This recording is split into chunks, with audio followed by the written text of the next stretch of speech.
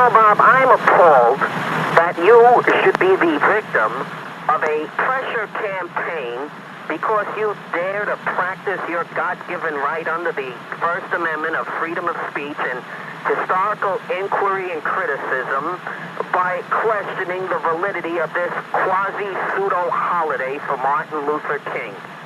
You know, Bob, it's probably those individuals that are quaking and shaking in their boots when you dare to say that. Well, they don't want to hear the word racist, do they? But I ask you, Bob Grant, is it racist when every Columbus Day they trot out some Scandinavian historian, some Irish historian, some Chinese, Japanese, or Balinesian to claim who discovered America first, when they give us every whacked-out cockamamie theory as to who was there before Columbus? Isn't that racist? Isn't that stamping upon those of the Italian descent by defaming Columbus? Nobody calls it that.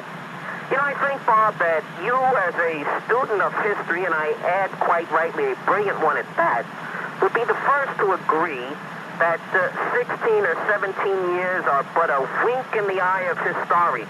In fact, Bob, we can't judge an individual's greatness based on such a short period.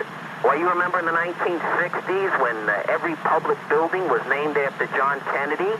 And it wasn't until the later 70s that he was exposed as a loutish, womanizing nothing, that his brother was a hoodlum using the Attorney General's office for his own means.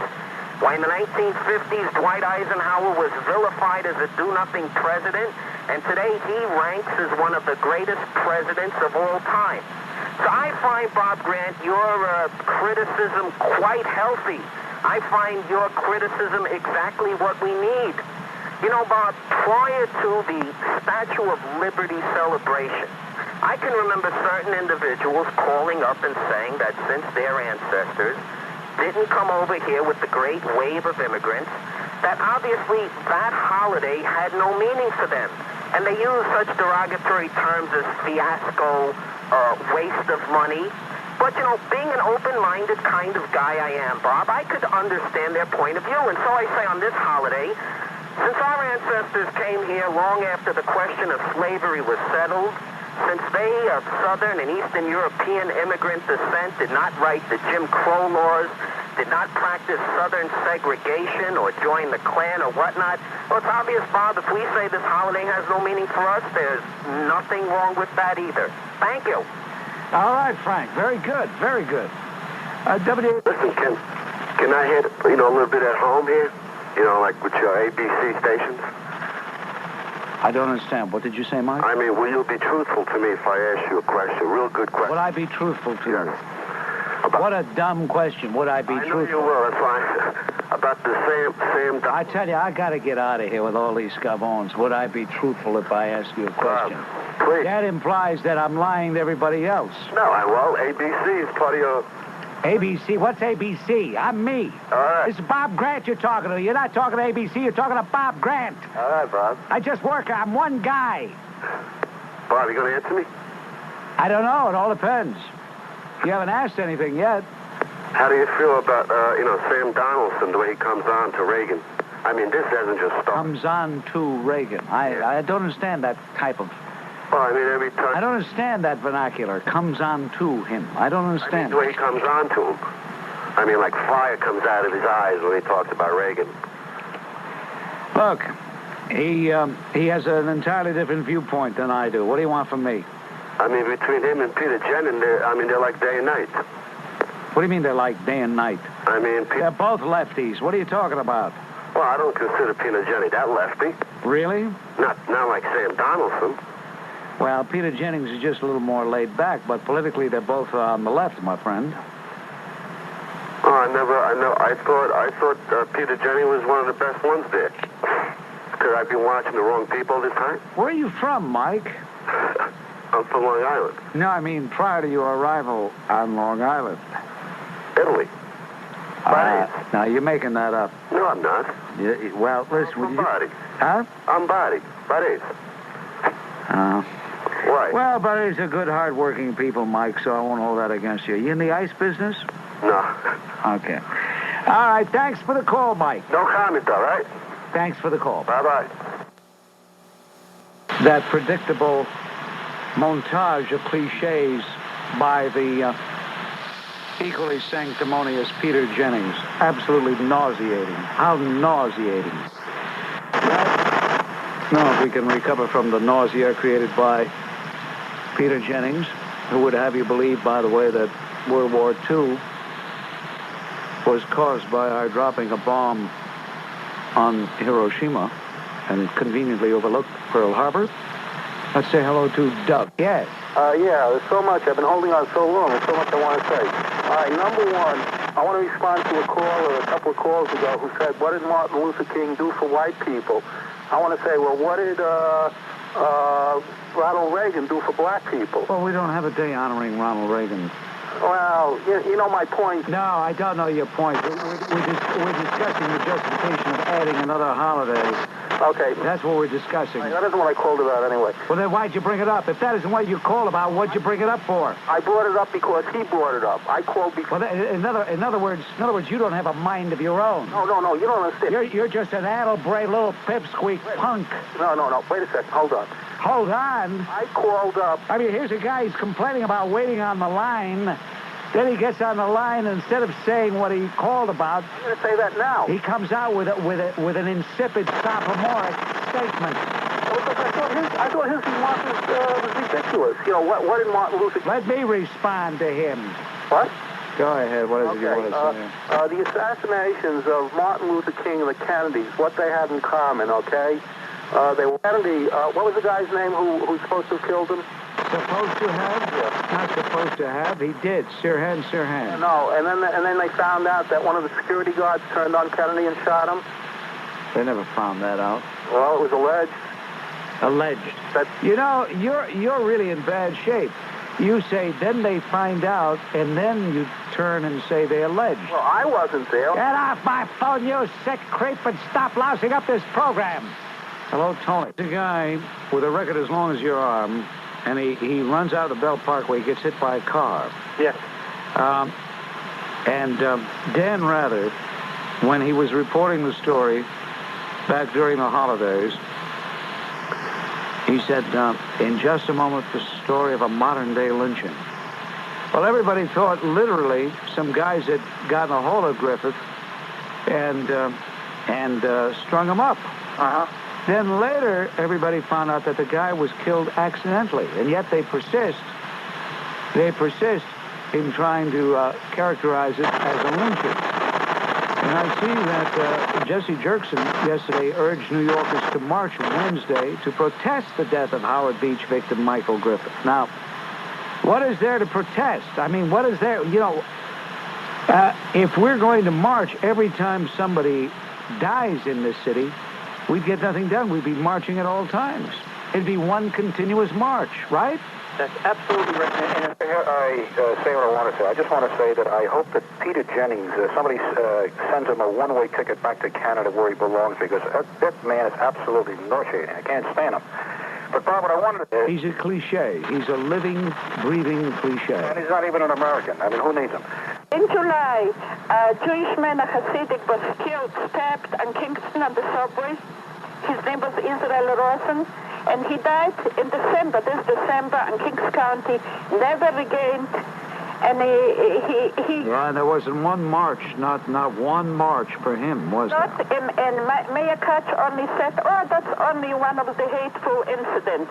And that was a real racial attack, because the man was an older man, he didn't have money, not... Also, in the case of Mr. Rosen, he was purposely hit over the head. Yes. With these blunt instruments, whereas in the case of Michael Griffith, who, by the way, had a criminal record, Mr. Rosen didn't. That's right. Griffith was running away and happened to run into an automobile. Right. There are many, many differences between the two cases. Probably the scary type, and they should be ashamed of themselves. They know that Jesse Jackson is a puppet of Castro, Ortega, with Syria. He has all of those deals. Jesse Jackson has the wisdom that one day he always counts.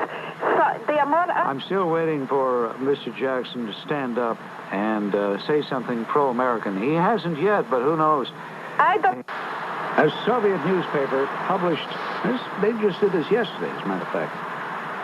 published Lenin's deathbed denunciation of Joseph Stalin and equated the fierce struggle waged by the founder of the Soviet state with the one fought by leader Mikhail Gorbachev.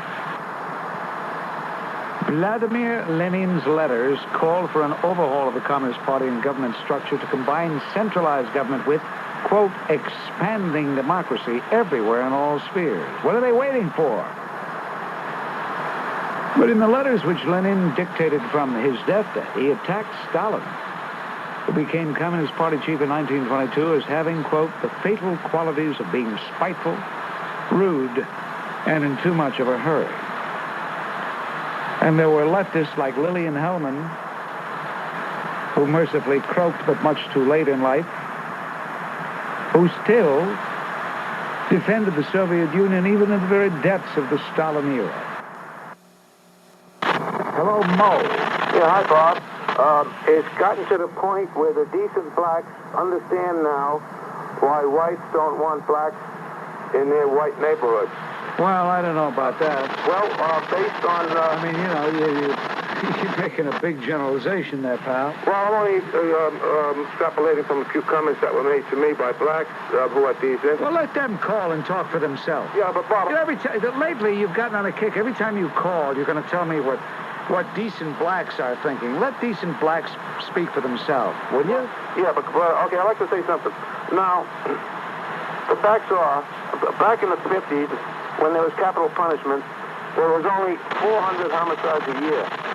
And now, with the help of Mario Como, who's against capital punishment, there's something like 2,300 homicides a year. And you're just talking about New York State. That's right. And I'd like to say this.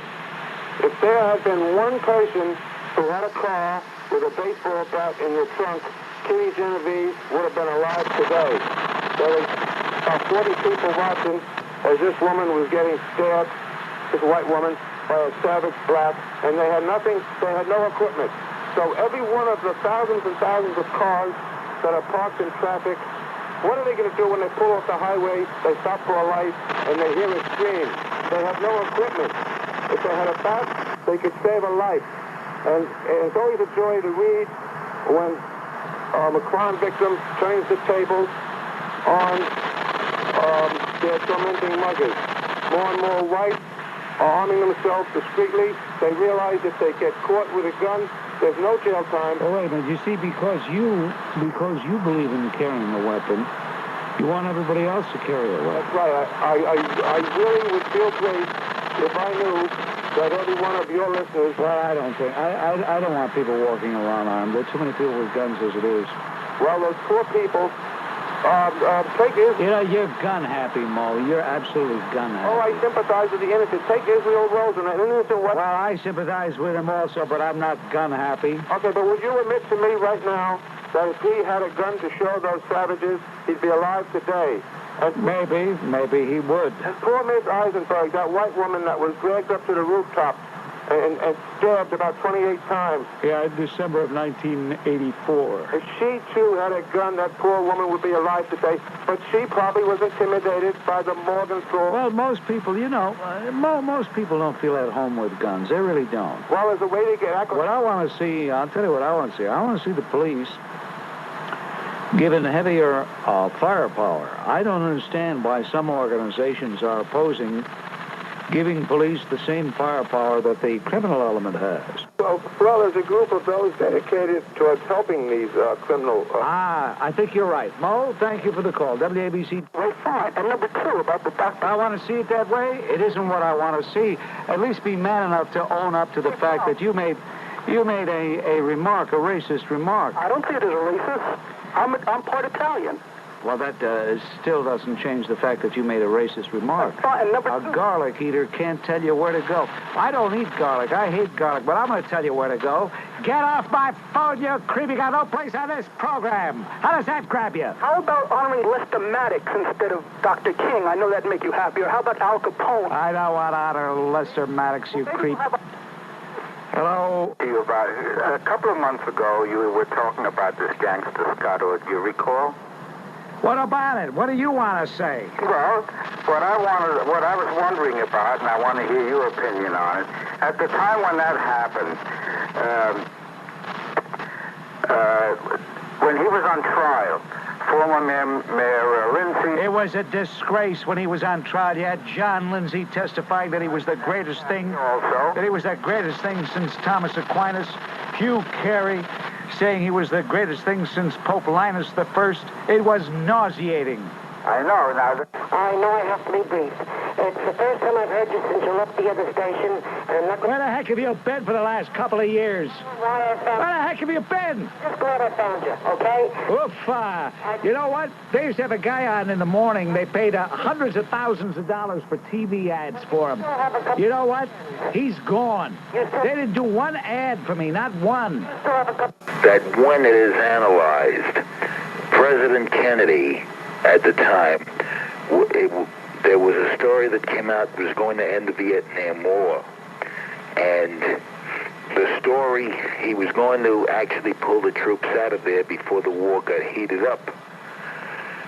This information leaked out, and presumably the munitions people had gotten a hold of that information, and it mind-boggled them, and they had a big... Isn't this really Tom?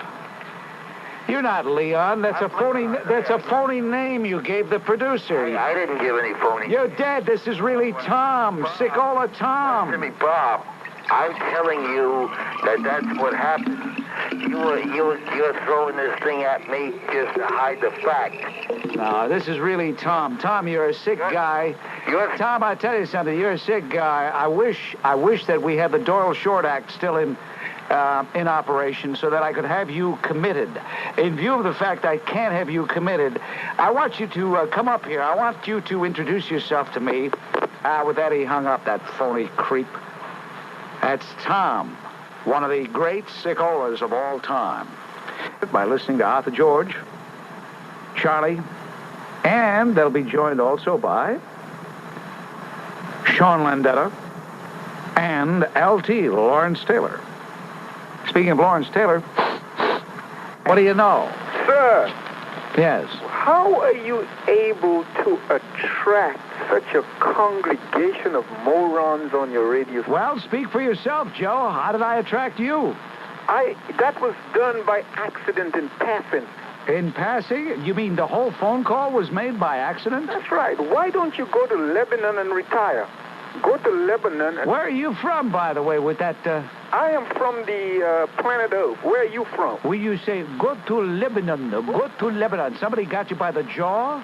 Somebody holding your mandibles? Go to Lebanon and avoid the snow. This is... You know, Joe, you're a liar. You're a phony. You're a cheat. You're a putrid jerk. You say...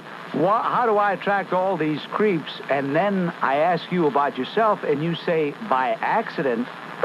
You made the call by accident. Of course. Shrimp boats is a-comin', da-dee-da-da-da. Hello, Toby. Weren't we giving arms to Iraq? I'm sorry, not arms. Weren't we giving secrets, military secrets about Iran to Iraq while we were shipping arms to Iran? That's what we were told, that we were providing Iraq with military intelligence. There were some people who said the military intelligence we were giving the Iraqis was wrong. We were giving them false information. But I don't believe that. I believe whatever intelligence we were giving the Iraqis was intelligence we thought was accurate. Okay, and I have one more question. Can I tell you about the birds and the bees? You're going to be all right. You asked some good questions, but apparently... you have a condition in which if somebody takes you seriously, you can't handle it. Because at heart, you're an immature exhibitionist lout. Get off my phone, you creep! Look, all right? They can't help the way they look. Like Ruth Messenger, you said something about her looks once. Who? Ruth Messenger. Oh, Ruth Messenger? Oh, yeah. Well, listen, they have a contest in the city council between Ruth Messenger... what's that other battle axe? Gene Kirkpatrick? No, I like Gene. No. The council. Oh, what the heck is her name? Come on. No, Holtzman's not in the council. Oh, dear me. Somebody in the city council whose face could stop the Puxatawny Express going downhill. As a matter of fact, this broad would make Bella and the woman who wrote Feminine Mystique, Betty Friedan, look like bathing beauties. And I don't mean Ruth Messenger. Who is that other member of the city council? She loves me. Wanted to have me thrown out one time. Anyway. I'm not going to fight, okay? First of all, Steve, I can't get mad because you're trying. You're trying hard. You're trying hard to emulate a grown-up human being. And in your condition, that's not easy. Hello? It was Miriam Friedlander, the face I was trying to think of, the name I was trying to think of. And I think we all ought to get giant-sized photographs. Have a photograph of Miriam, Ruth Messenger. Giant-sized photos in case a truck is bearing down on us and we can't get out of the way in time. Just hold up the photo.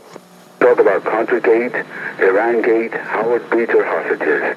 However, I would like to mention something that occurred a few days ago in the paper in Manila. I don't think anyone ever mentioned that, where thousands of farmers protested for land reform, and they had a presidential palace, and about a dozen of them were killed. Yes. What got me is I didn't read any statements by the ratty Stephen Solarz, or seen him on television condemning what had occurred there when they shot. Incidentally, they made sure they were aiming at their foreheads, and they got them right on their target. Now, it occurred to me that I never saw Stephen Solarz on either television or heard him on radio. No, Stephen Solarz hasn't said a word. Stephen Solarz got rid of Marcos, and he's no longer interested. He has other fish to fry. But let me say this, in all honesty. I have no regrets over the shooting of those troublemakers in Manila. I would take the same attitude regarding the Aquino government as I would any government, and that is if they are faced with this type of dissension, then maybe they have to react stringently. I concur with that. However, if it was the other way around, as you say, it's almost the same thing. But I'm more sure that the press would come in and Solarz would be on television. It occurred to me, yes, that he would do that. In fact, I thought the guy was right on. I liked everything he said. I thought he was a true American. A true American? Yep. Here's a guy who shook hands with terrorists who killed Robert Stephen. You call that a true American? I don't know about shaking hands. He showed me snapshots that he had taken of these fiends. You call that a true American? The guy... Franklin, I don't think you'd want to get your hands dirty shaking hands with this guy. Well, I didn't know about that, Bob. You're coming out with it now. I don't know if it's a fact. I'd hate to think that you call him a true American because you hate Jews as much as he does. Wait, I don't hate Jews. Well, then how in the heck could you say a kind word about this bigoted creep? Because I don't like what they did over in Israel. You don't like what? Who did in Israel? United States. What did we do in Israel? We made an illegitimate nation over there. Oh? Yes, we did. How does Israel rate as being an illegitimate nation? Bob, the trouble over in the east over there did not start until we made Israel. And this is where it started. And I can't, I'm... That's like a guy saying, it isn't really... The fact I got mugged is not the fault of the mugger. It was my fault because I never should have been walking down the street with that money in my pocket. All right. Point. But if we did not go over there and do what we did... What did we do? The United Nations voted to partition Palestine. Well, you have no use for the United Nations. But you keep saying we. Well, I say we in the sense of our government. Well, I think that was our government's one of the finest moments in our history. Oh, boy. I hate to hear you say that, Bob. Well, I hate to hear what you have to say, and I'll tell you something. I think you got to be a real jerk. No. Get off my phone. I can't stand you anymore. What? Hello, Ed.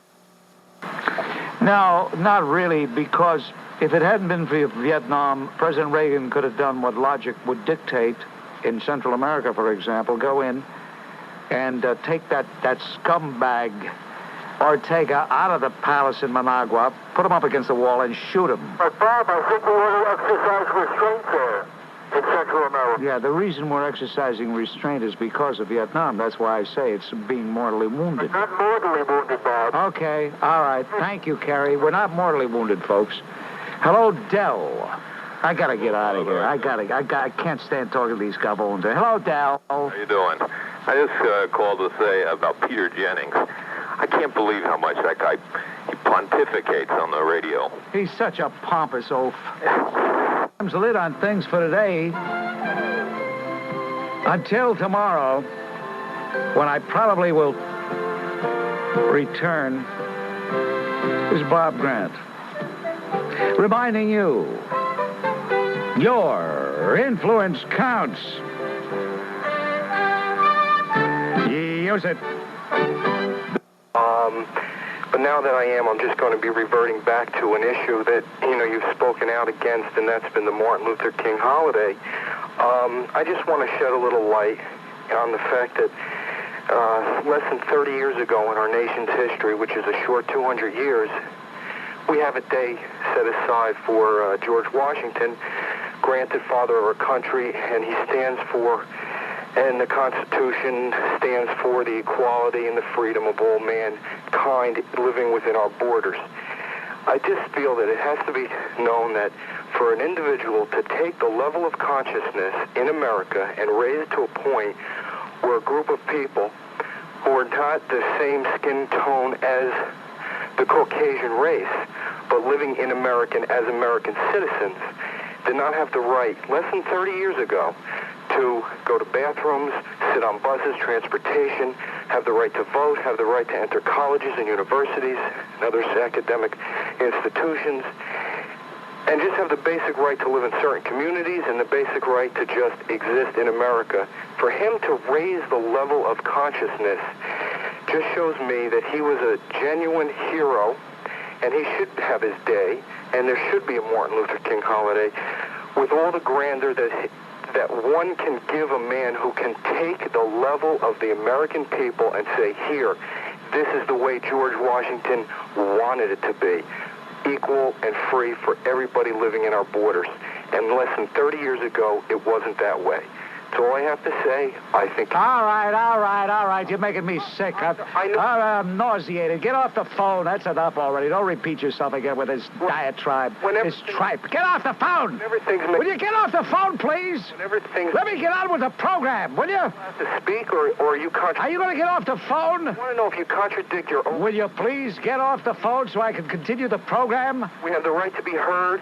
Is that what You've been heard. You're repeating yourself with the same nonsense. You don't. I'm not repeating. Will you please hang up that phone? I just want to know one thing.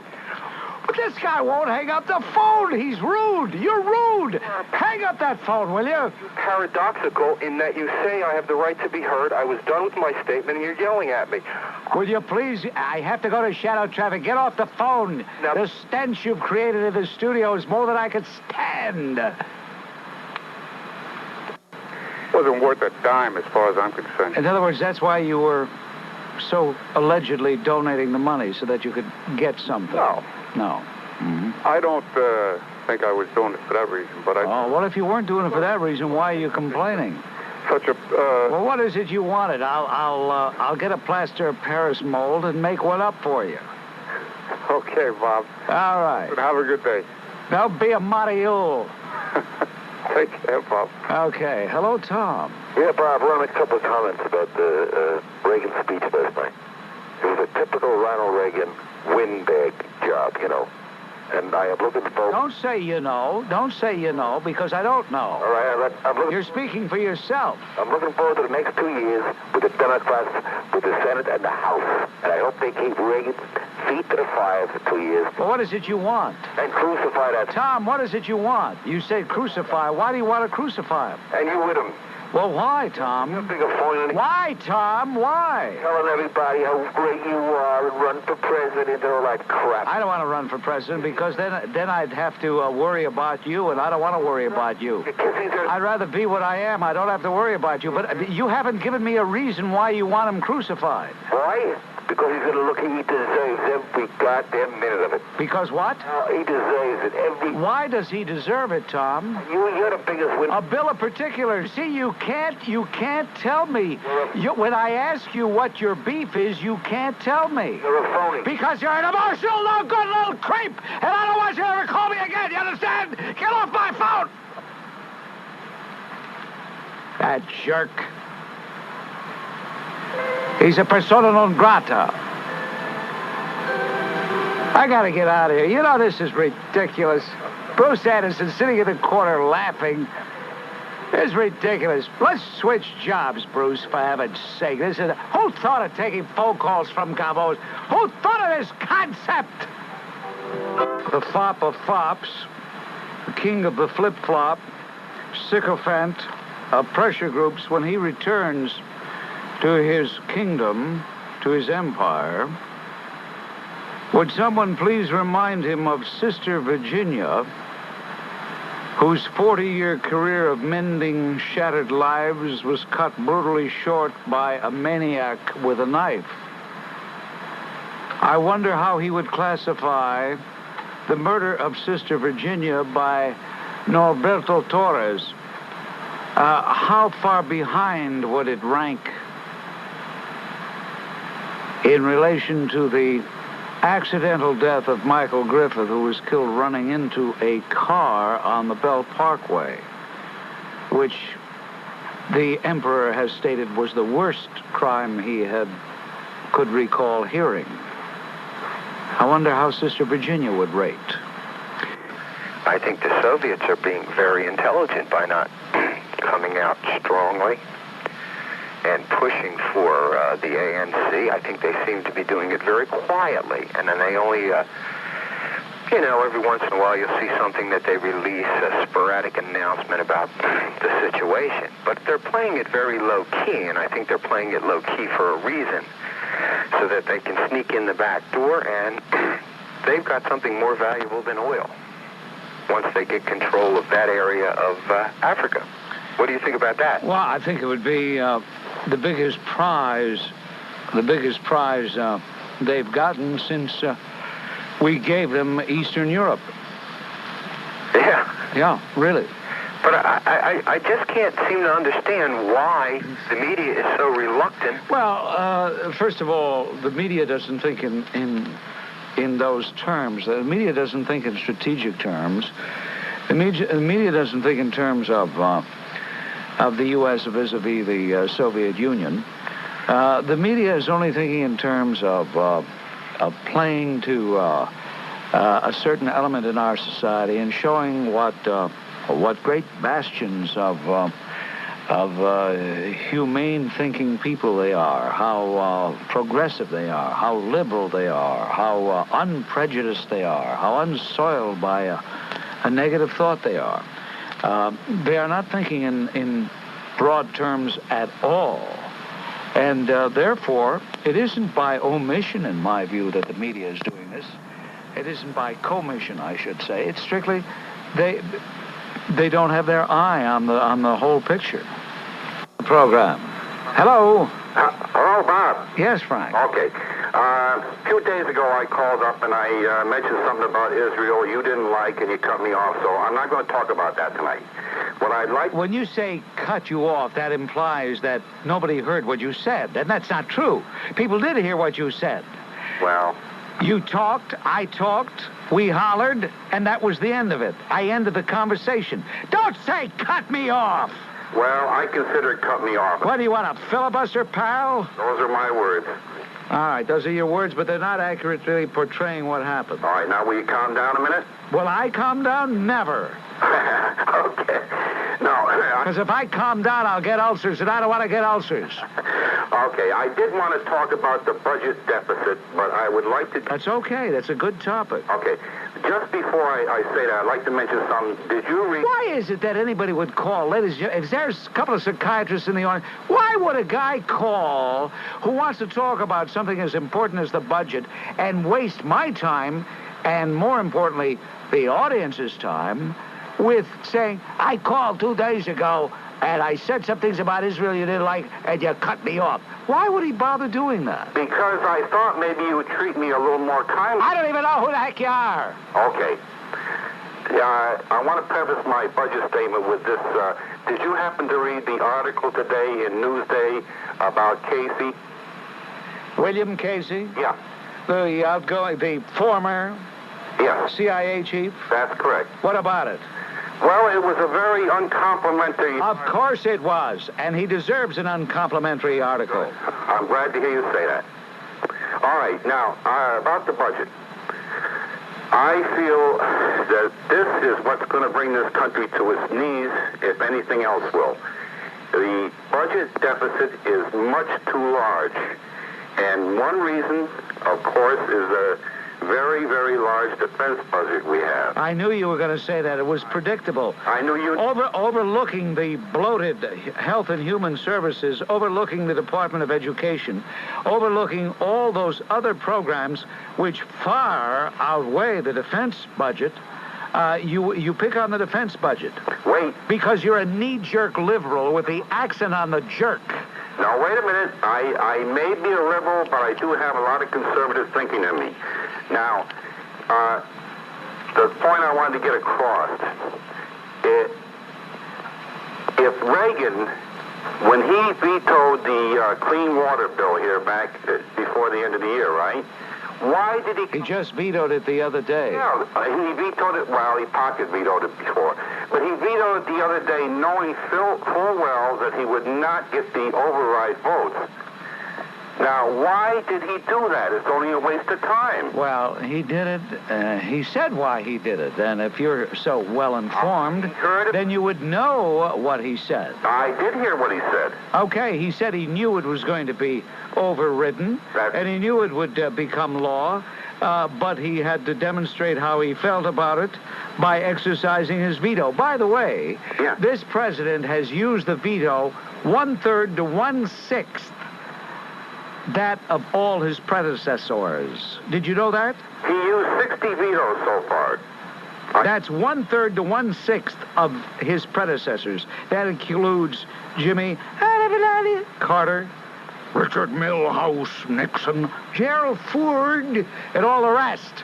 And you're getting on my nerves, Frank. I figured I would. I like to do that. You like to do that? Yeah. I enjoy getting you riled. If they carry me to St. Clair's or one of those other cockamamie hospitals, you'll have me on your conscience. Okay. Hey, he's laughing. I am. Okay, I'm laughing too because I'm hanging up. Because I get a big kick out of your show. I really do. I'm hanging up. Okay, Bob. Hello, Walt. Anything that's done by the German army really isn't done by the Nazi army. There are, the Nazi is a political party that ruled Germany and had a lot of very unpleasant... We weren't even talking. We weren't even talking about the Wehrmacht. We were talking about... Actually, what we were talking about was the Nazi obsession with exterminating Jews. Yeah. Well, how do you know it was a Nazi rather than a German officer that was just in the army? I don't. I wasn't there, but that's what Benno told me. Well, that was my point, that you're... That's what Benno Bickel told me.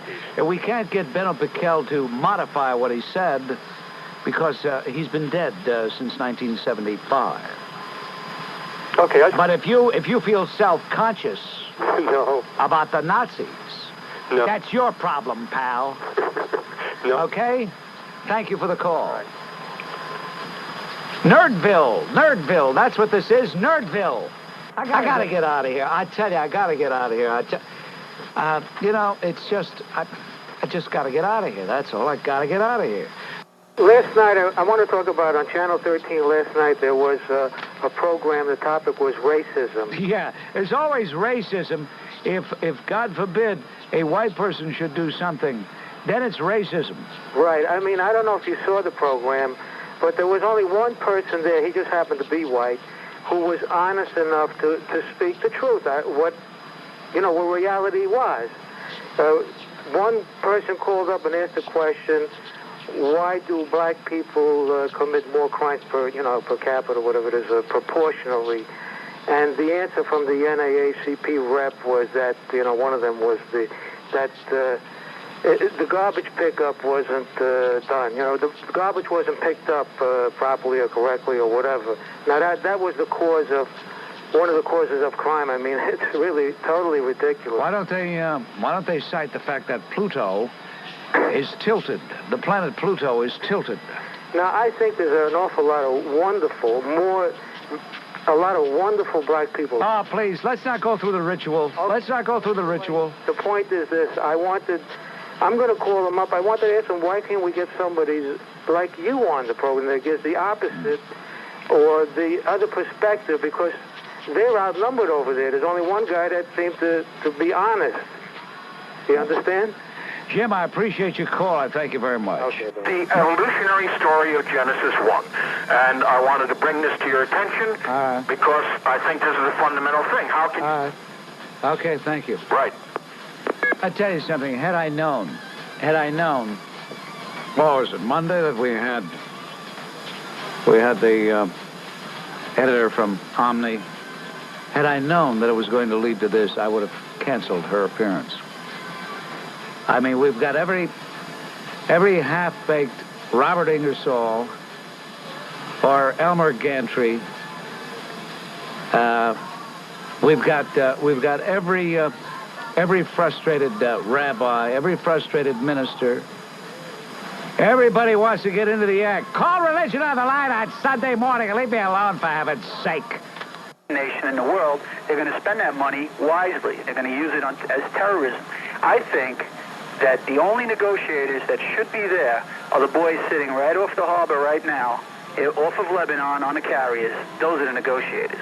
I think they should go in and do something drastic, and whatever happens, happens, but we have to put an end to it. They ought to napalm the Bekaa Valley. They ought to napalm all of West Beirut, not East Beirut, West Beirut. They ought to napalm it all, burn it to a crisp, incinerate it. Thank you for the call. I'd like to comment on something. I don't know if it was touched on earlier in the week, but I was watching the news last weekend, and it seemed that this Bishop Tutu from South Africa, his daughter had the opportunity to address the United Nations. Yeah.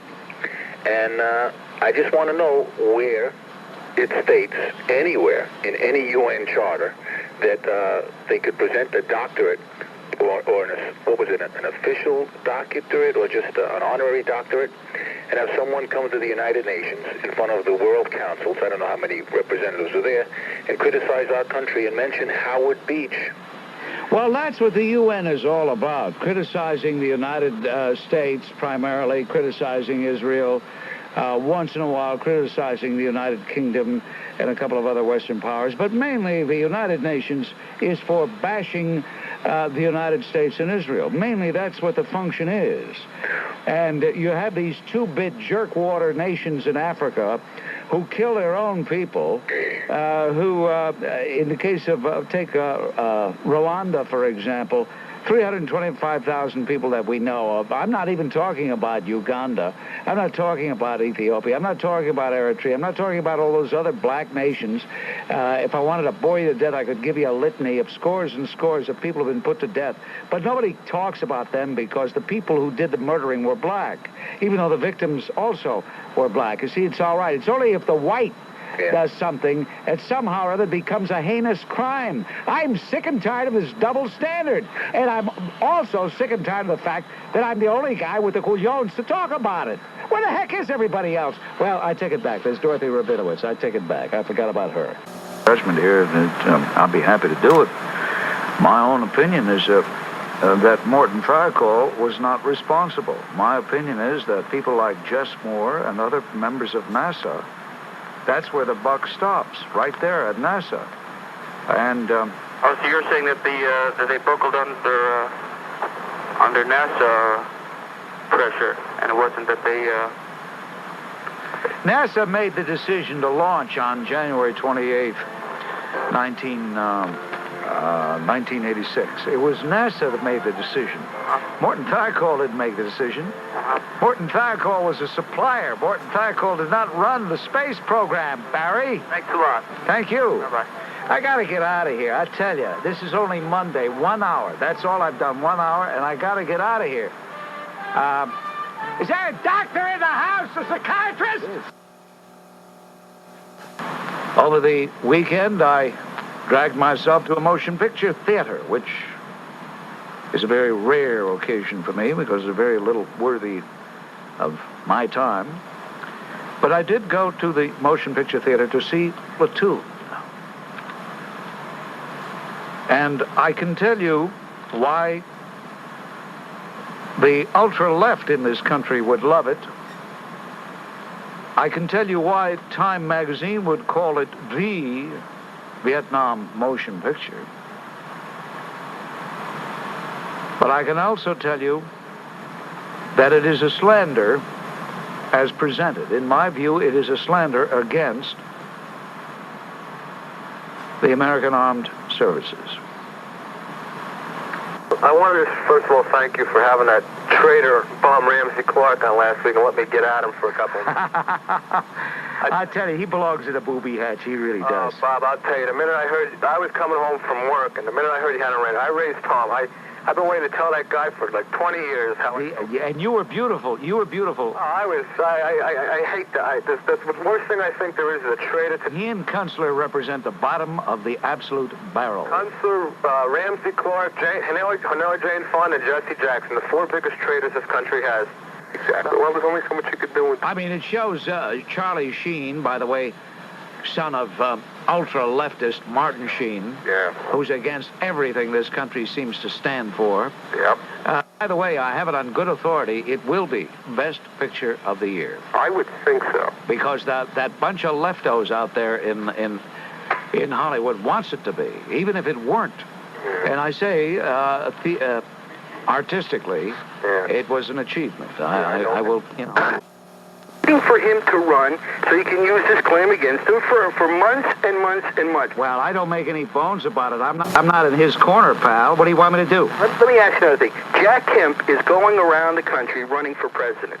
Did you complain about Jack Kemp running for Congress? I don't live in Jack Kemp's district, and by the way, his congressional term ends at about the same time his term as president would begin. Well, how can he... So I think there's a difference. But you don't live in Mario Cuomo's... Yeah, but I don't like Cuomo. Don't you understand that, you dope? Dope? Can't you get that through your thick skull? Intelligent person. Huh? I'm an intelligent person. Yeah. So, Larry, what else? What else do you want to say? I hear the music in the background. I hear music when I dance with you. Get off my phone, you creep! That slams the lid on things for today. Until tomorrow, this is Bob Grant reminding you, your influence counts. Hey, use it. Get every creep!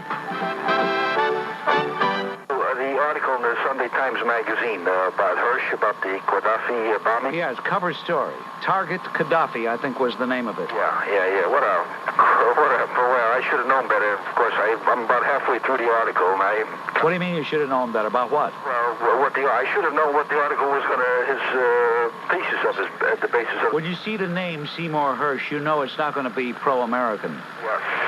Yes. Why is he like that?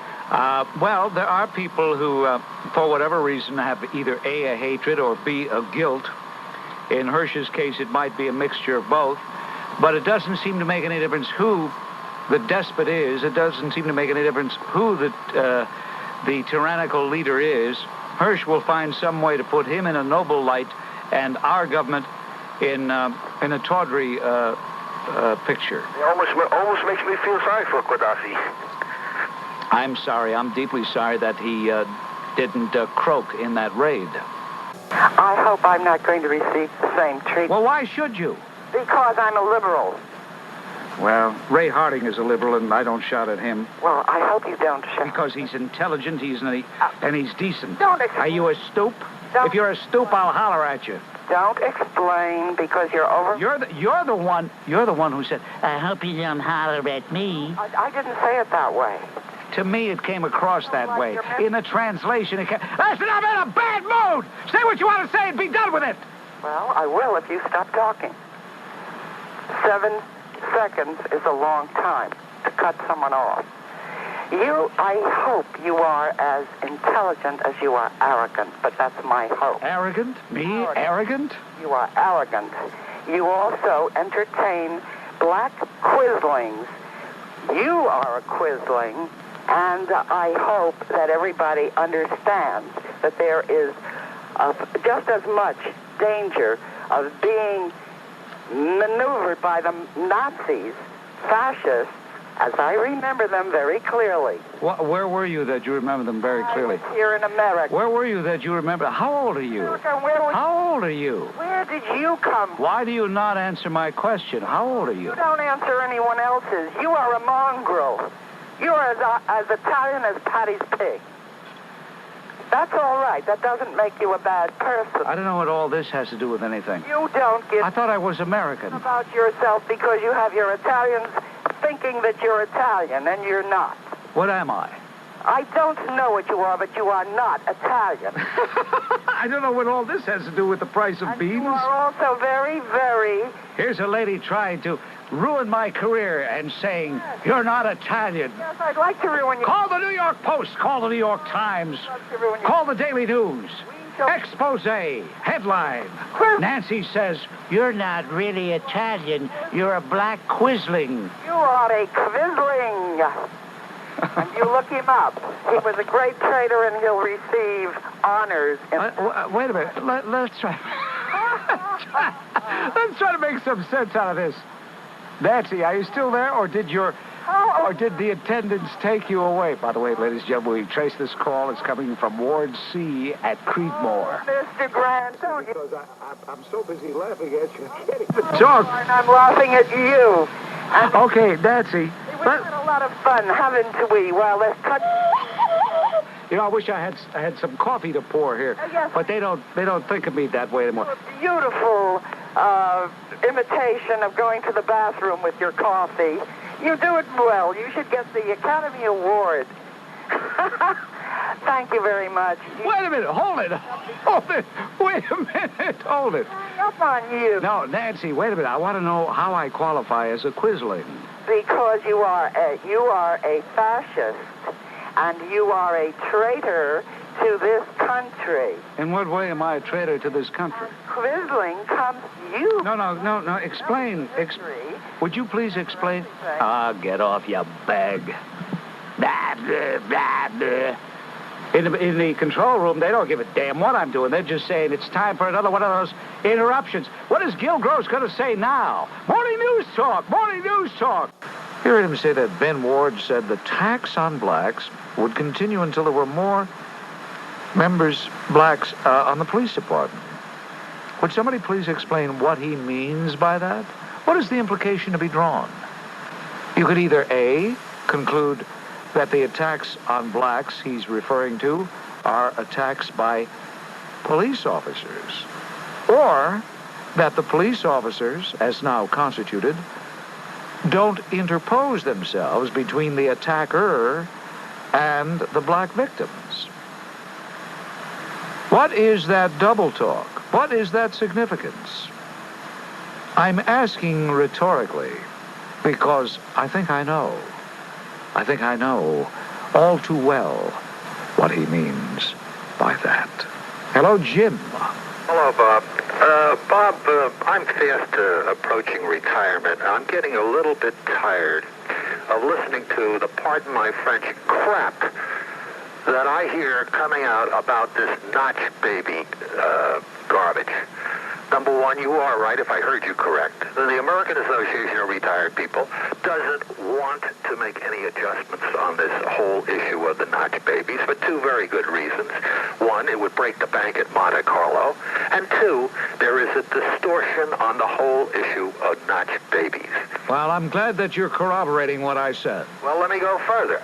I read a newspaper, a left ultra-liberal newspaper, the Bergen Record, whose editorial policy I despise. By the way, I want to congratulate the Bergen Record. They are capo di tutti capi. They are more left than any publication in the Northeast.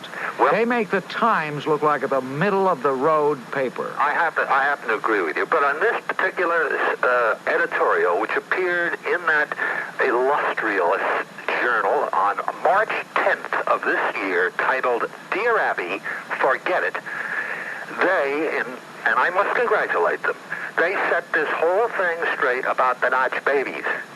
As far as so-called discrepancies that have occurred for those years between 1917 and 1921. You mean the Record agrees with us? The Record agrees with us. Oh, my. And as they indicate in that editorial of March 10th. You know, that reminds me of the old saying about a broken clock. Even a broken clock is right twice a day. Well, maybe they'll screw up 4 more times a day after this particular piece, which I happen to respect and admire because it is accurate and it is honest.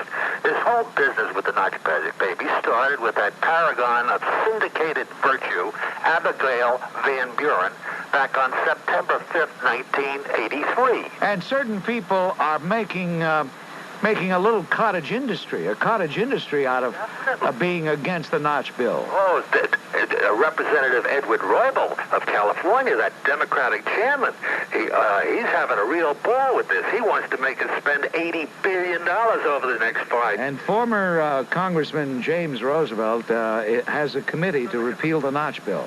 Well, let me finish and you can get on to the rest of the... Yeah, go ahead, Jim. When Abigail Van Buren, bless her, wrote that column back in 83, she made a mistake. She indicated that those who were born between 1917 and 21 received lower benefits than those born later. Wrong. What's true is that the people who retired during those 5 years received lower benefits than those born before 1917. Yeah, those born, I think, between 1909, the average earner's benefits, I believe, for retirees born from 1909 to 1923, retired at age 65, and they compared those with those retired at age 62. Now, don't forget there's a difference there. Yeah. Well, what Congress did in 72 when they first passed the law tying the benefits to the rate of inflation, Congress, as is typical, screwed up. Of course. Gave a double compensation for inflation. Right. In 77, Congress corrected this. But the point is this. The people who are between 1917 and 1921 are not getting lower benefits than those that were born later.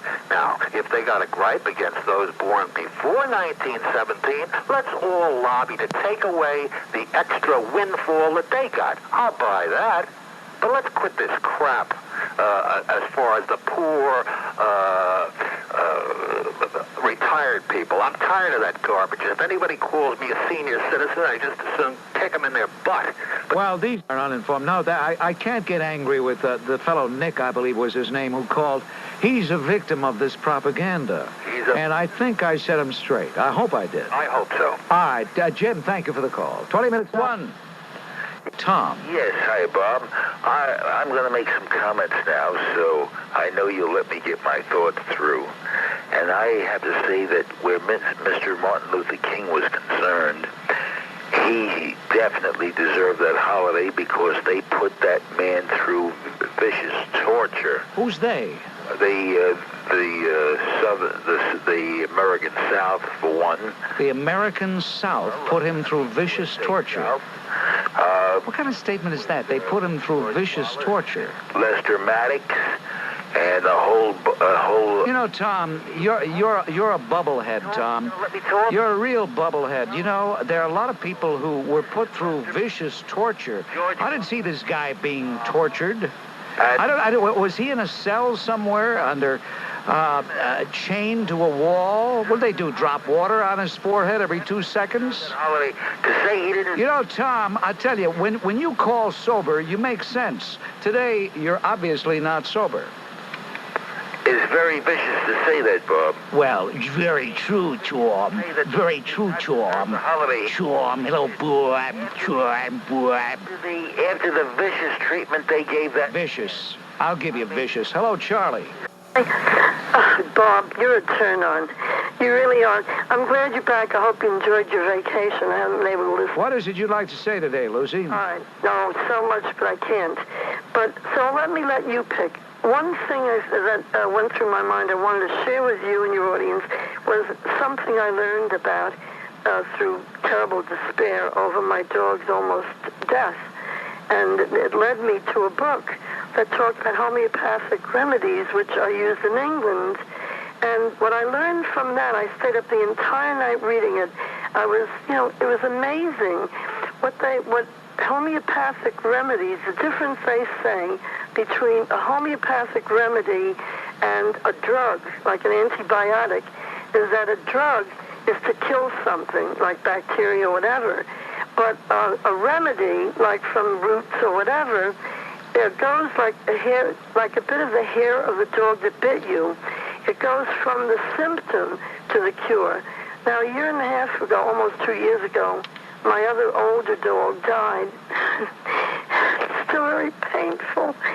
And now his son who's... You must have a very empty life. Do you have any human friends, Lucy? Have you ever had any human friends? I've had wonderful friends all my life. Really? One would never know it. No, I still have. No, but the thing is, in fact, I'm glad you said that.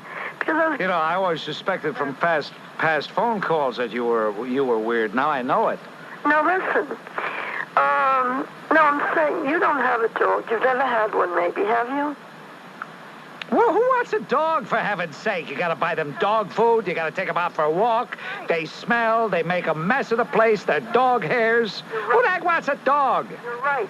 But do you know something? Ah, that's it. All the dog lovers of America now hate Bob Grant. That's it. No, because Bob's going to let me finish, and he's going to... Except dogs love me, though. They love me. No. Even though I say what I say, they love me. You know why? No. Because a dog feels your spirit. Really? Because I tell you, dogs. I've had some people say, "Oh, gee, hey, I never saw him act that way with anybody before. Gee, he likes you. He's usually tearing everybody apart." I've even had dachshunds whom I despise and loathe. I've even had dachshunds be nice to me. But you see what I mean? Nowhere. You know, when I worked at a large utility, I often talk about the three-letter word that is more wrong to use in public than the four-letter word. And someone overheard me saying that word, and he just couldn't stand it. Maybe he was an atheist, so he said, God. He said, you know what God spelled back? I know. I knew you were going to say that. I knew. You know, you're armed with all the cliches. Wait a minute. Every cliche, Lucy. You're armed with every cliche. Too bad you couldn't get anywhere in show business, and you wouldn't assault talk shows on radio. No, wait.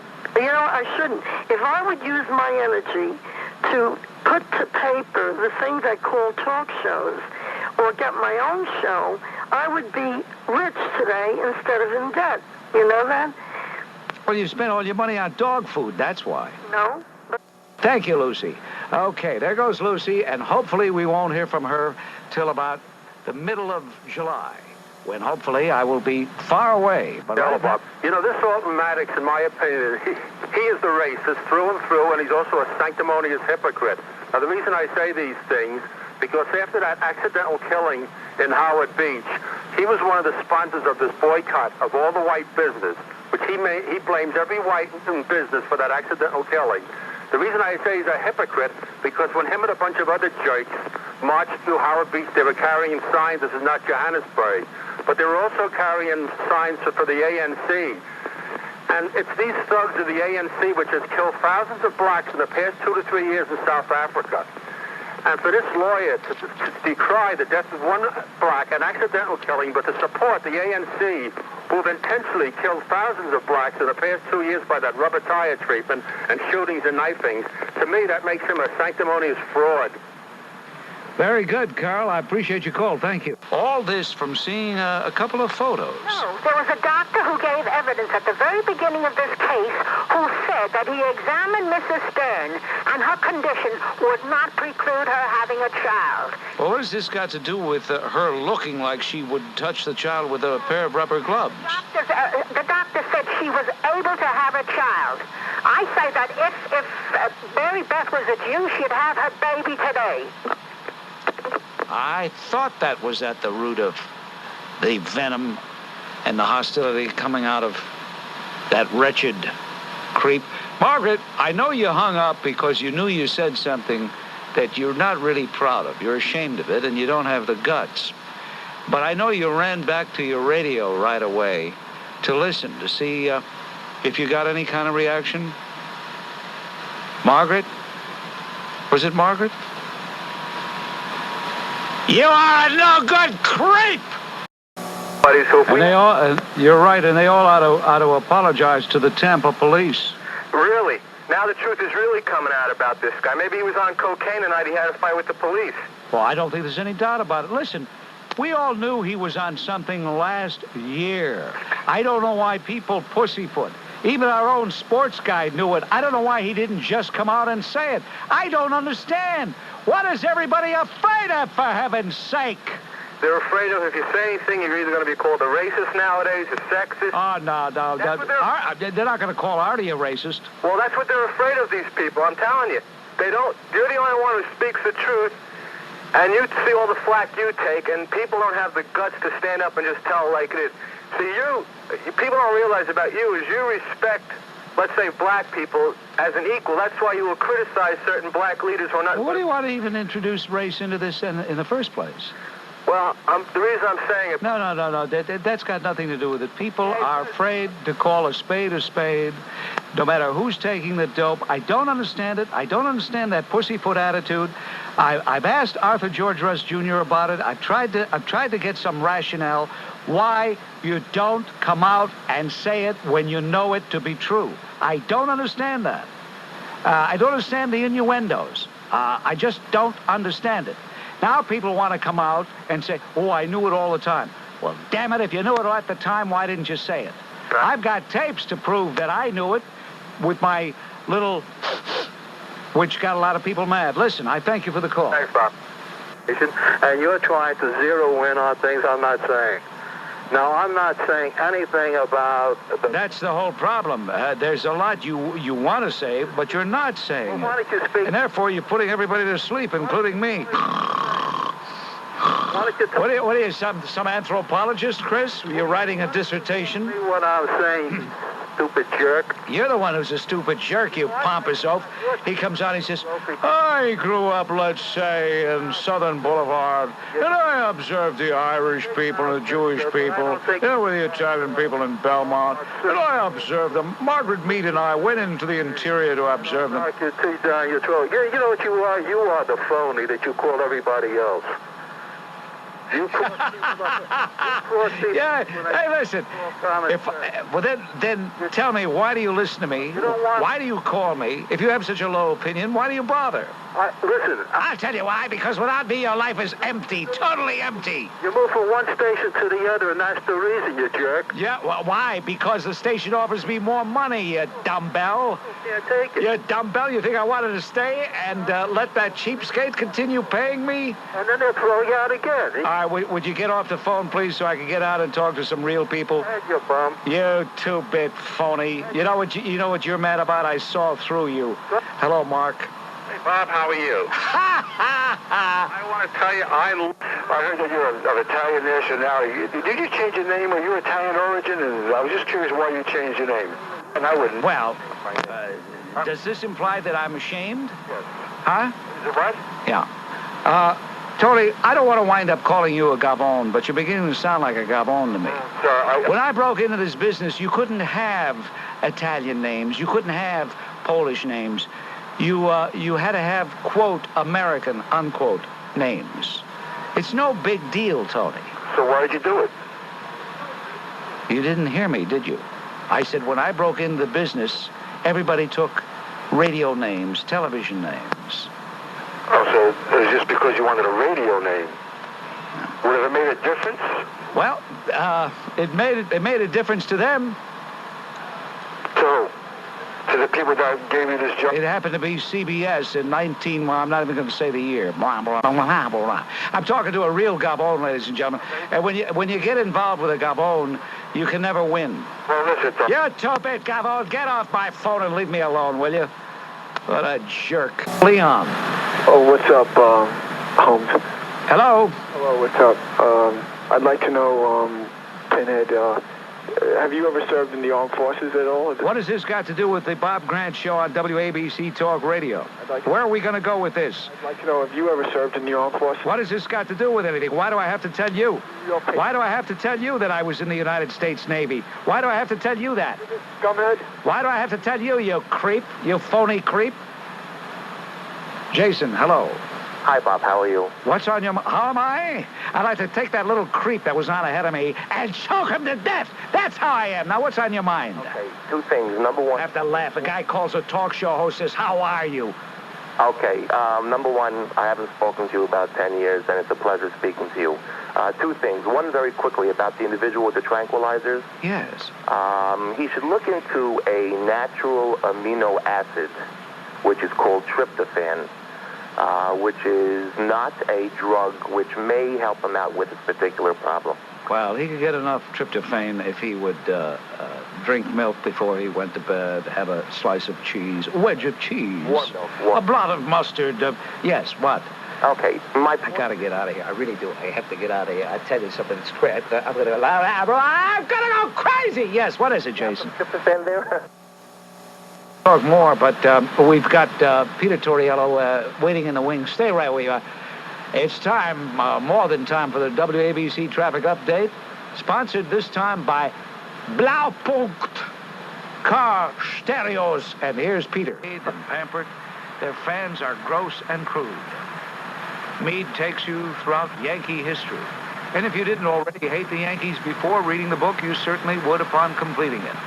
So here's a list of wonderful reasons why the handbook, from the handbook to hate anybody wearing pinstripes. Yogi Berra said very few of those witty things he was supposed to have said. Meade quotes Bill Veeck. Yogi is a completely manufactured product. Berra's teammates called him the ape. The Yankee players despised Casey Stengel. Stengel, writes Meade, charmed sports writers, but to his players he was grumpy and intolerable. Marilyn Monroe left Joe DiMaggio after 9 months of marriage, giving the following reason. All he wanted to do was watch television. The very day Don Larson pitched his perfect game in the World Series, his wife filed for divorce. As newlyweds, Mickey Mantle and Billy Martin lived in adjoining apartments, and they occasionally peeked into each other's bedroom windows to watch the sexual action. Yankee owner George Steinbrenner dismissed his biographer, saying he wanted to write his own life story as an inspiration to American youth. The Baby Ruth candy bar wasn't named for Babe Ruth. It was named for President Grover Cleveland's daughter, Ruth. Babe Ruth was contemptuous of Lou Gehrig. Said Ruth's daughter, the Ruths don't speak to the Gehrigs. Ruth would wave his paycheck at the other Yankee players and taunt them about their meager pay. Couple of points.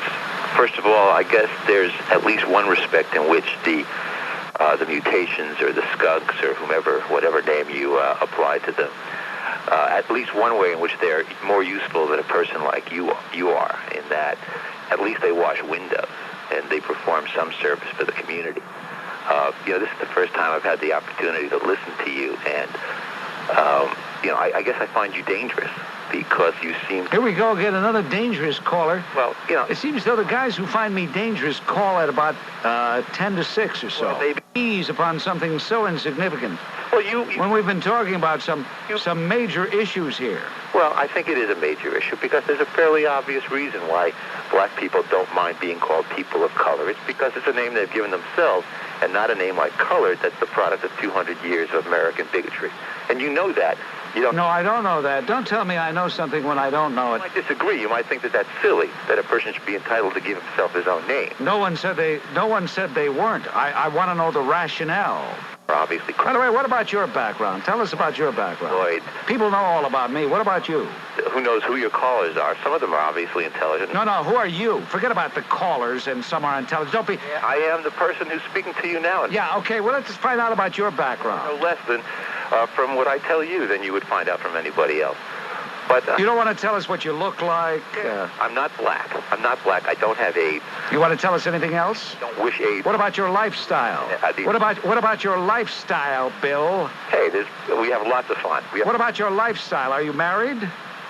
Why does that matter? Because I think I know what your lifestyle is, and I think I know why you have this misplaced antagonism for me.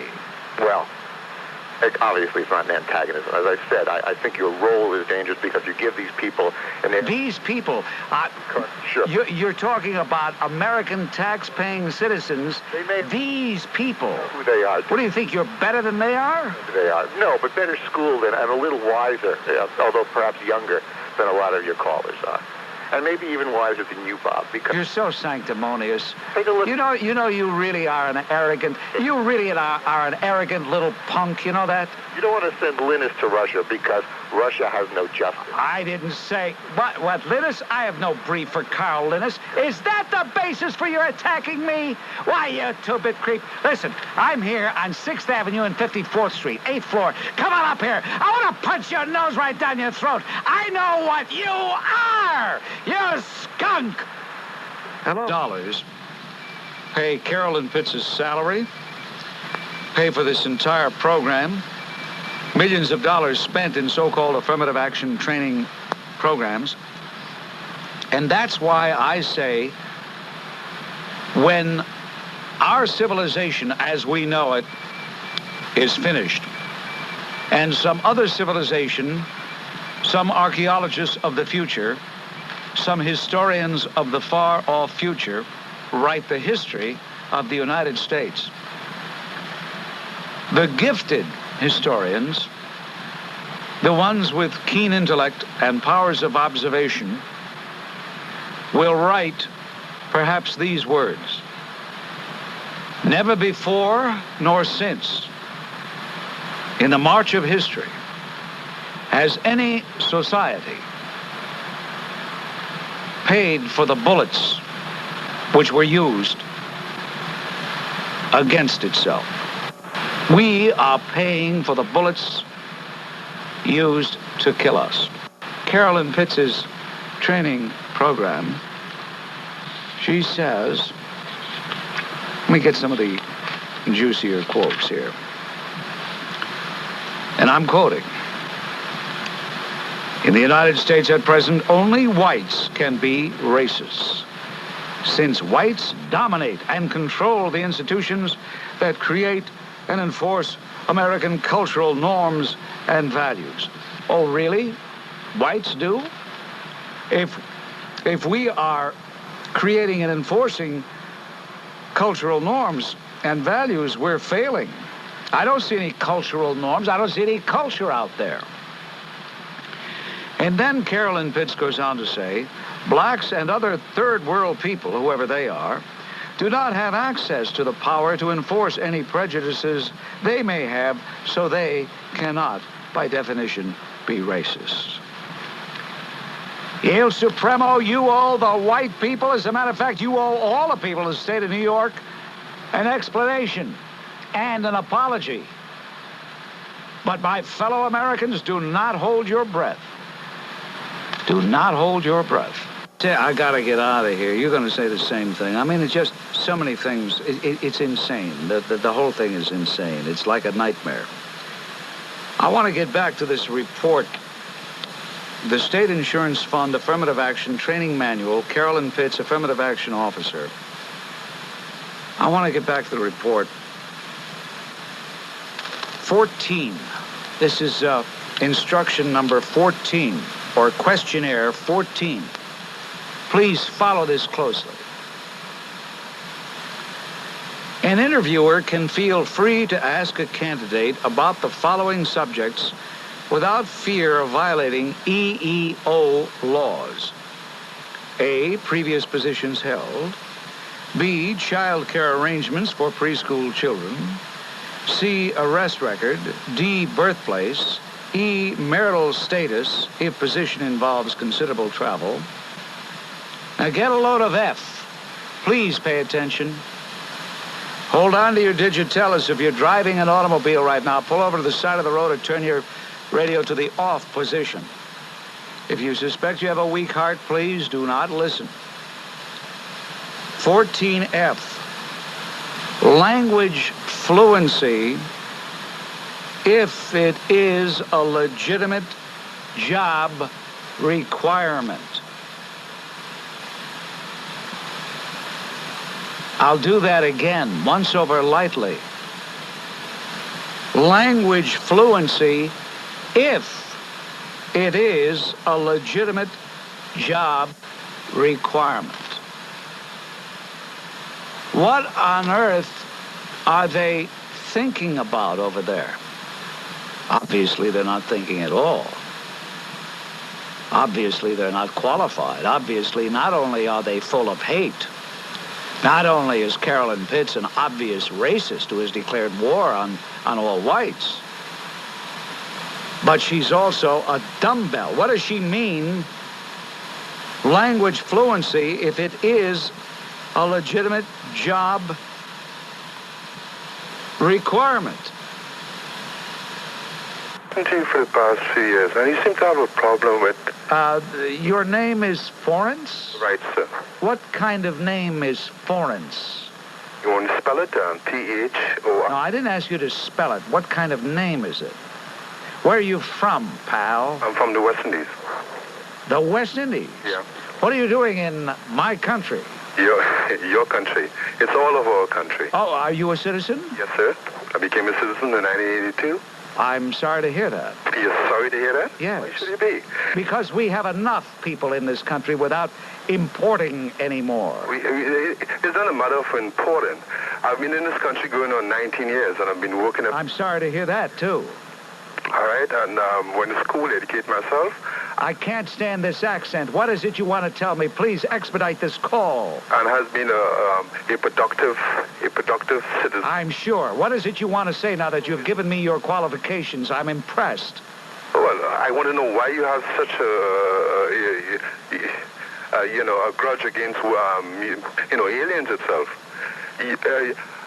America has imported aliens from Germany to build, the so-called bomb. Right? Why did you leave your country? I left here for adventure. For adventure? Are you finding adventure? Yeah, I am. I see. Well, perhaps we're getting a little too tame. Maybe you should go to a more wild place. But come to think about it, you can't find a much more wild place than the New York area. I love America. I have no complaints with it. Well, that's a relief. That's really nice to hear for a change. Okay. Right now, we're going to hear from Pete Torriello. Text of the article itself that gripped me and really started to make me mad. Let me just read the first couple of sentences. It's very short. Clarkstown is a local court. Court justice has sentenced a pregnant crack addict to house arrest with electronic shackles. Now, the judge's name is Harry Waitsman, and he ordered a Rhonda Henderson confined for 89 days on probation violations and petty larceny from an 86 theft, her fourth petty larceny theft. Now, this woman is 21 years old. She's from a little town called Spring Valley, and she's 6 months pregnant with her fifth child. Are you with me so far? Well, yeah, I'm with you, but I'm nauseated because I think, why didn't they pass the Bob Grant Mandatory Sterilization Act in 1970 when I first proposed it? Bob, I've been with you a long time on that one. But let's go on here. Now, Waitsman said that putting Henderson in the overcrowded county jail could result in a miscarriage and a lawsuit against the county. A miscarriage? We should hope for that. While probation could lead to her continued use of drugs and her child born as an addict. Now, would you please tell me what is to prevent people from delivering crack to her house? If she, if that's the only terms of her sentence, I mean, certainly the capabilities for her to keep on doing what she has been doing are there. And what really scares me, Bob, is that here, I mean, I'm in my mid-30s. I work hard. My wife works. I've got my 2.1 kids and my 2.3 cars, and we're investing everything we have into our children, into the future. What's going to happen when my children meet her children? Your children are going to get robbed, mugged, raped, killed, and then there'll be a trial, and the attorney representing their children will blame your children. Bob... You know that as well as I do. What do you think?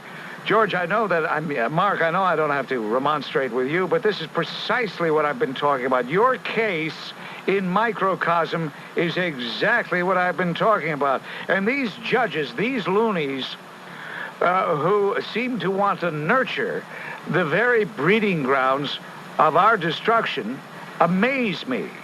Now, the practical fact is that this brood sow, this walking factory of warrior production, should have had her ability to reproduce terminated. Not in the mandatory sense that I had proclaimed, where it's reversible, but permanently. She should have been given the permanent procedure, without a doubt. I agree with you, Bob, but I mean, let's go a step farther. Now, once again, I alluded to my 2.1 children and my house in the suburbs, and believe me, my father died when I was young, and I earned everything that I have. Nobody handed me. You don't have to justify, Mark, believe me, you don't have to justify yourself to me. But here, I'm facing what's going to happen 10 or 15 or 20 years from now, and how am I going to explain to my son the next time, or the first time he wants to go to a rock concert, that here this poor 20-year-old guy went to see a fight at a big place and got stabbed? Or how my sister, when she was 17 years old, went down, we lived in Washington, D.C., went down to the Washington Monument to see a rock concert and got hit over the head by a gang of black kids. You know what, I'll tell you, this is so frustrating for a variety of reasons, not the least of which is, you represent millions and millions of Americans, whether you know it or not, and I think you do. You represent millions and millions of Americans. What upsets me is you're not supposed to complain. You're not supposed to notice the source of the problem. You're not supposed to be smart enough to say, hey, wait a minute, this is what is causing the problem. And you're not supposed to look ahead and see the very dark future ahead for you, and even more so, for your children. Oh, Bob, I absolutely agree with you. But and let's look forward even a little bit more. There was just an article, or I believe on your news, on ABC News, saying that in the restructuring of jobs in Manhattan and in New York City, there will only be approximately 15% of the jobs available to persons without high school diplomas. Now, would you mind telling me, where are all these welfare babies going to get work? And if they're not going to get work, who the heck is going to support them? Well, you can look around. All you have to do is go back not too long. If you want to go back to 1970, that's a good starting point. And you can ask yourself, where did all these mutants, who at the very least want to, quote, wash my windshield. It's a gauntlet. You come through this town, it's a gauntlet. And I almost, even though I despise winter, I almost dread what summer brings. Oh, absolutely. Because you can barely walk. For example, Times Square, forget it. It has been taken over. We are becoming strangers in our own land. We are becoming aliens in our own country. Bob, I live 30 miles from Manhattan. I've been to 4 Broadway shows in the last 8 years, and 2 of them on the same weekend. And you know what else? What else adds to? I'm afraid I've never been on a subway in my life. I couldn't even tell you where they go. Yeah. And you know, I'm going to be depicted as some fascist racist. You, but what about me? Because I care about you and the young fellow who went to the fight. I care about all of you, and that somehow that makes me evil because I care about you. And let me say something about you. If this is blowing my own horn, then it's too damn bad. But outside of me, who the heck cares about you? Outside of me, where do you get a chance to voice your opinion? Would you please tell me that? That is, Bob. I'm a little tired of that sanctimonious little weasel, Peter Rodino. As Peter Rodino, I was born with a halo, and I never did anything wrong. And I shine the shoes of all the constituents in this section of Newark. I stand on the street corner, and they tell me what to do. Get out of here, will you? Why don't they make guys like him retire? It's 5:30. Get over that little squirt, that pipsqueak, that nerd. Beginning in September, we're going to have vending machines for condoms in the men's room and the ladies' room. What the heck is going on here? Is there that much sexual intercourse going on? I mean, to hear these people from that fat oaf with the beard, C. Everett Koop on down, suddenly that's the rage. I'm tired of hearing condom. Tired of hearing about it. As though that's the cure to all our ills. Hello, Bob. Bob? Yes, Tom. Yes. I take issue with you where the street musicians are concerned because there are a lot of them that are very, very good, and they bring a little joy to the town. Instead of it just being gloomy, you know, there aren't just people taking drugs or drinking or something. They're out there trying to put up the boost the morale of the public a bit. And I think you gave them a bum rap before. I mean, if this is a banana republic, then that makes you top banana. Well, I am top banana when it comes to this endeavor here, but you know, Tom, with all due acknowledgement of your attempt to be cute, the fact is they're not there to bring joy to the pedestrians. They're there to make some tax-free money. Number one. Some very, very good ones there. Yeah, I don't care how good they may be. They're riffraff. They are taking space on the garbage.